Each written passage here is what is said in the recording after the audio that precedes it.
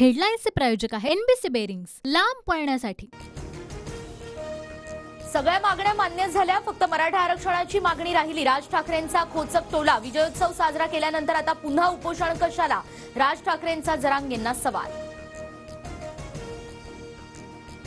राज ठाकरे कुणाची सुपारी घेऊन बोलतात ते आम्हाला माहिती, मराठे तुम्हाला मानणार नाहीत। मनोज जरांगेंचा राज ठाकरेंवर पलटवार।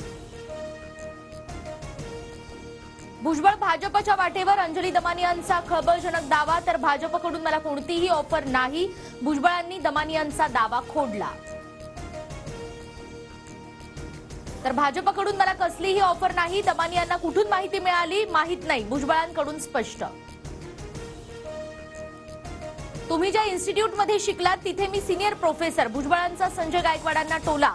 तर आम्ही प्रिन्सिपल बाळासाहेब ठाकरेंचे शिवसैनिक, आमदार संजय गायकवाडांचं प्रत्युत्तर।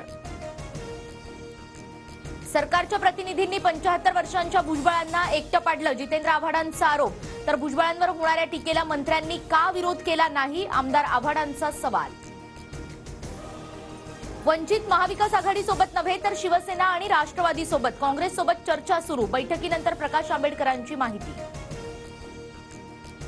महाविकास आघाडीच्या बैठकीमध्ये अर्धवट मात्र सकारात्मक चर्चा। इंडिया आघाडी शिल्लक राहिलेली नाही, मात्र महाविकास आघाडीची इंडिया आघाडी होणार नाही याची काळजी घेऊ, प्रकाश आंबेडकरांची प्रतिक्रिया। वंचितकडून महाविकास आघाडीकडे 6 जागांसाठी प्रस्ताव। अकोला, सोलापूर, दक्षिण मध्य मुंबई आणि परभणीसह अमरावतीचा समावेश, सूत्रांची माहिती। तर पालघरची जागा ठाकरे गट लढवणार, अंबादास दानवेंची माहिती।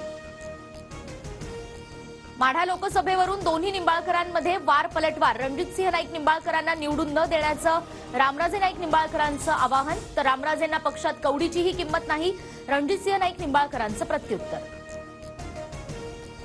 संभाजीराजे कोल्हापूरमधून लोकसभा निवडणूक लढवणार, महाविकास आघाडी संभाजीराजेंना पाठिंबा देण्याची शक्यता। हेडलाईन्सचे प्रायोजक आहे एनबीसी बेरिंग्स, लांब पळण्यासाठी।